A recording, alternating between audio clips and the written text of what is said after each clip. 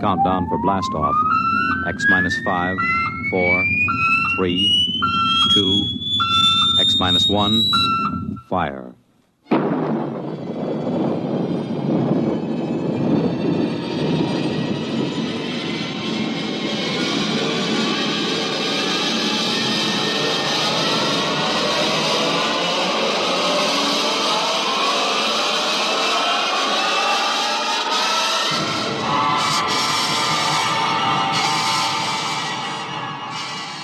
From the far horizons of the unknown come tales of new dimensions in time and space.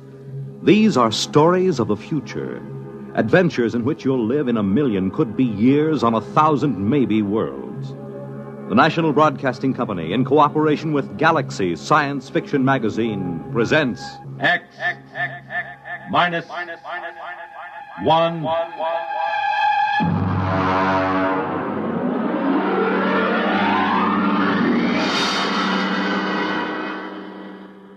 Tonight, Tsylana by James E. Gunn.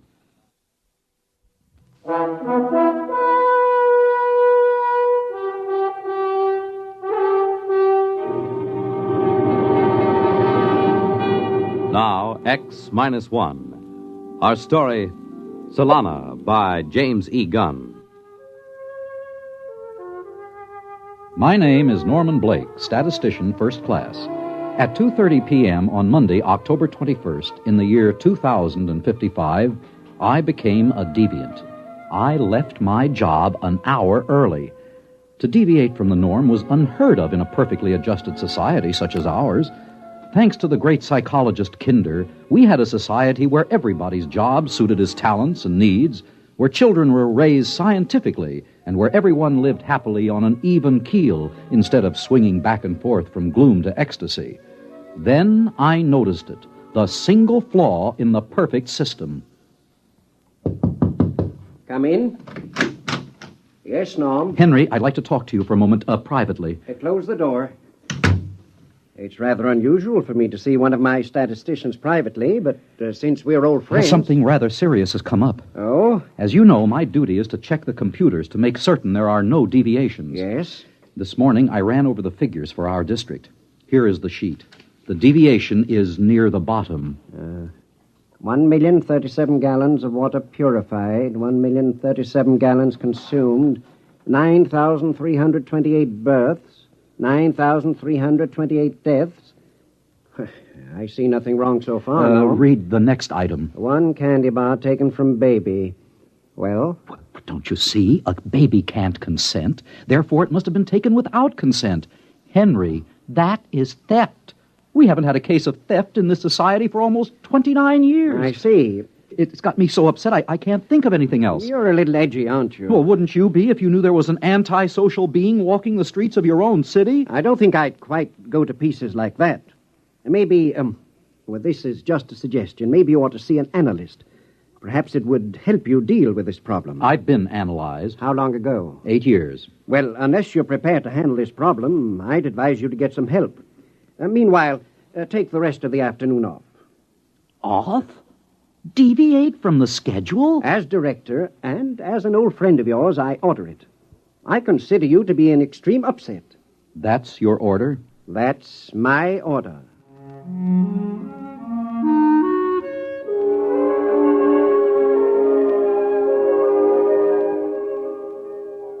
I must confess that as I went toward the elevator, a line kept running through my head.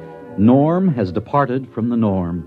I was doing something unorthodox, and what frightened me was that it amused me. Here I was, leaving work 1 hour early. I was so preoccupied that I stepped into the elevator without noticing that someone was already in it. An invasion of privacy almost unforgivable. He was a small, strange-looking man with short silver hair and thick, round glasses. Oops, I beg your pardon. I didn't really know you were... Perfectly all right, stranger. I'll just step out and... Hold it, brother. You've got troubles, I can see. Well, My advice to you is see an analyst. Don't wait another 24 hours. Thank you for the advice. That's more than advice, brother. It's a commercial. Here's my card. Andrew C. Rednick, public analyst. Oh, you're an analyst. Freelance. I didn't know there were any. I'm probably one of the few still practicing. My slogan is, don't kid with your id. If life ain't dandy, come see Andy. I may be up to see you. You will, I can tell.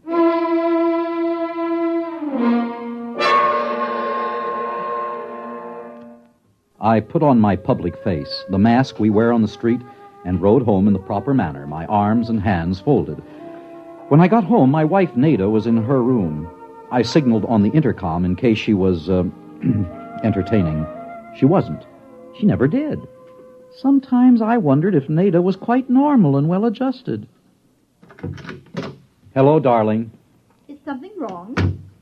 Why are you home so early? I just uncovered a crime wave. A what? A crime wave. A theft. Candy. From a baby. Well, is that serious? It threatens the entire structure of our society. We have a delicately balanced mechanism here. We're not ready for crime. We don't even know how to catch a criminal. Isn't there an old saying, it takes a thief to catch a thief? It takes a... Darling, that's it. That's the answer to our problem. What is? In order to protect society, I've got to catch the thief. And the only way to do it, obviously, is to become one myself.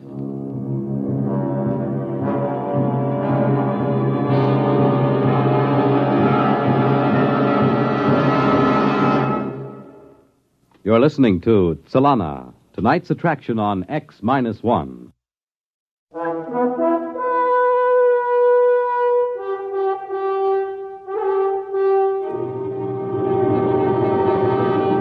Now, back to X-1 and Tsylana. The address on the card was a deserted skyscraper, a pre-analytic building. The elevators were out of order, and I had to climb 29 flights of stairs. Finally, I was in front of a door that read, Andrew C. Rednick, Public Analyst. Grin and come in. Mr. Rednick? It ain't Santa Claus, brother. Who? You wouldn't remember. Park your ego. Now, boy, what's your problem?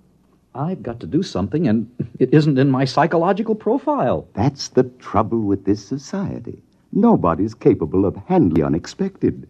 Are you saying there's an advantage to being unadjusted? Don't second-guess the analyst, boy. If you mean by advantage, will you be happier? No. But if you mean power, then you've got it. In a country of normal people, the neurotic man is king. You want to be king, boy? Of course not. I'm perfectly happy and well-adjusted, except for one little problem. Namely? I've got to catch a thief. So? So I've got to know how a thief thinks and feels, what he does, where he goes. You mean you want to become neurotic? Exactly. This is a rather unorthodox request. I suppose it is.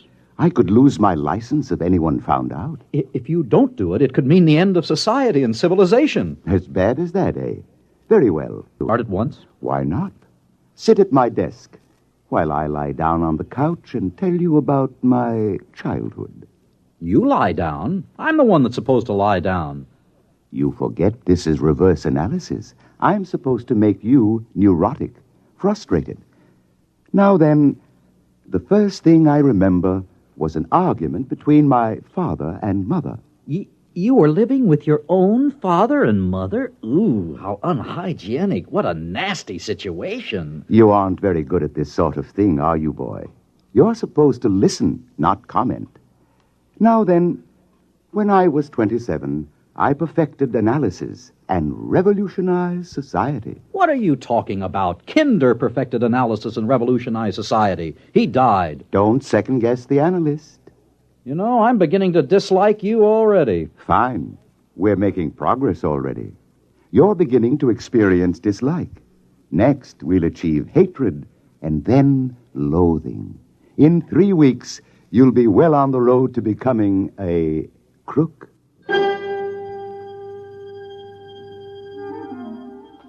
Every day for the next week, Rednick lay comfortably on his red leather couch, rambling about his childhood and his problems, while I longed to tell him about my own.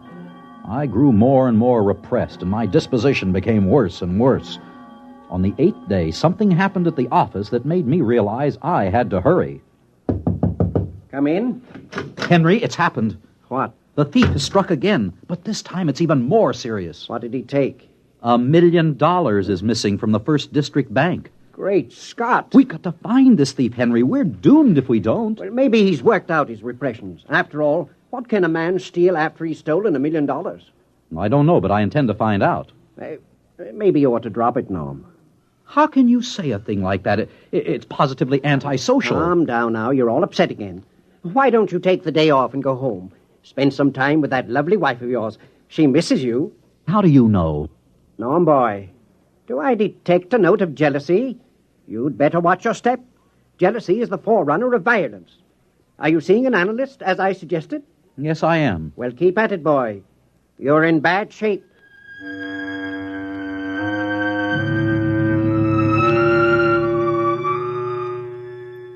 I kept at it. By the time the annual status examinations were due, I was a complete wreck. I hated Andrew Rednick with a passion. I was ambitious and jealous. I had even sunk to that basest of all passions. I had fallen in love with my own wife. And still I had not been able to ferret out the thief. He had not struck again. Ah, you're early, son. So I'm early. You'll have to wait. I have another patient. What?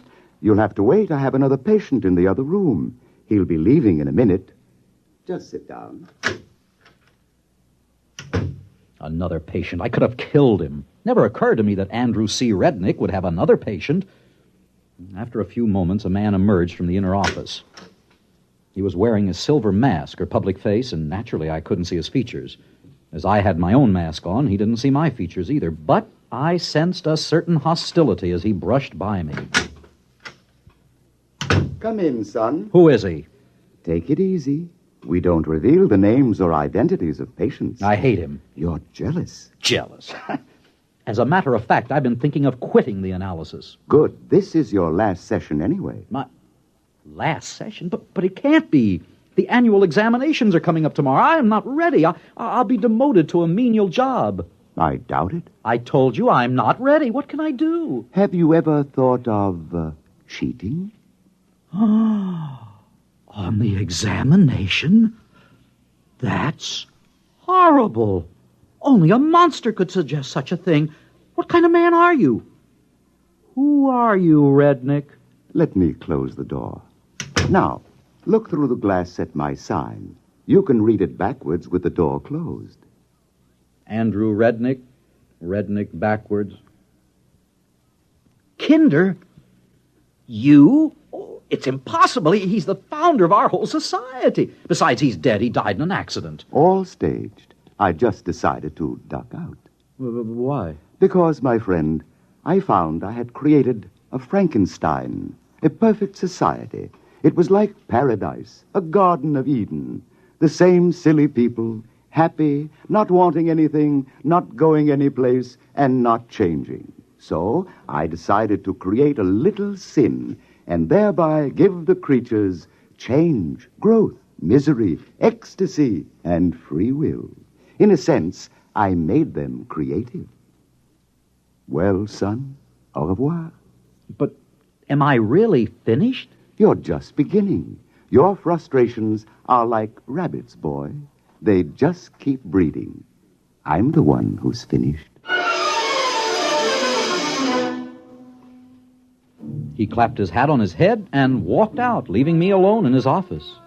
When I walked over to his desk, I found a gun lying on top of it. I put it in my pocket and returned to my office. The next 5 hours were spent in statistically predicting the questions I would be asked on the annual examination and in finding out the answers in advance. Then I went home. Darling, how did it go? Nada, take a good look at your husband. See anything different? Well, I've been noticing a change for the past few weeks. You're going to notice a much bigger change, sweetheart. Tomorrow, the new appointments will be made based on the results of the annual examination. Did you do well? Did I do well? Read this card. The enclosed card has a magnetic reproduction of your new psychological profile.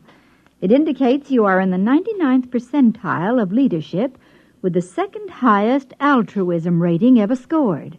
Therefore, a new position has been created for you. Beginning tomorrow, you will be deputy mayor of the district. Deputy, darling, it's wonderful. Yes, I dare say it is. Only one thing troubles me. What's that? I can't understand how anybody scored higher than I did. I'd counted on becoming mayor. The following day, I reported to the office of the new mayor of our district, the only person who had scored higher than I on the annual examination. I was ushered in promptly. The new mayor was seated behind a huge desk. He wore his public face mask. Mr. Mayor, I'm Norman Blake, the new deputy. Yes, we've met, you know. Oh, I'm afraid I Let don't... me remove my public face. There. Henry Foreman. I'm amazed you didn't guess sooner. How? Quite simple. You and I, dear fellow, have unstable patterns. With me, the first break came the day I took that bar of candy from the baby as I was passing the nursery. My own act frightened me so that I sought an analyst. The same analyst you sought. Rednick? Kinder, it's all the same. And you were the thief, and I never... It takes one to know one, Norm. You cheated on the exam, too. Using the computer, just as you did. Are there, any others like us? I don't know. We'll find out, though. We're ambitious, you and I. That means we'll be moving up, heading for the governorship, perhaps even the presidency. And then we'll collide with the others, if there are any. As Rednick said, in a world of normal people, the neurotic is king. The only trouble with that is there can only be one king. That's right. And only one mayor. The look he gave me then sent chills up and down my spine. In spite of my high position, I haven't had a moment's peace or relaxation since. Neither, I suspect, has Henry Foreman. There were imbalances in our world which had to lead to the destruction of one or all of us, and we knew it. There was one saying that Rednick Kinder had forgotten to tack up on his wall. Uneasy lies the head that wears the crown.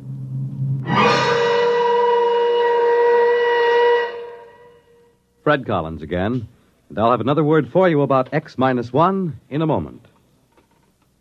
You have just heard X-1, presented by the National Broadcasting Company in cooperation with Galaxy Science Fiction Magazine.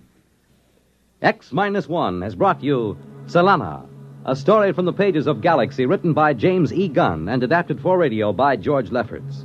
Featured in our cast were Walter Black as Norman Blake, David Ross as Andrew C. Rednick, Adele Ronson as Nada, and Guy Rep as Foreman. This is Fred Collins speaking. X-1 was directed by George Voutsas and is an NBC Radio Network production.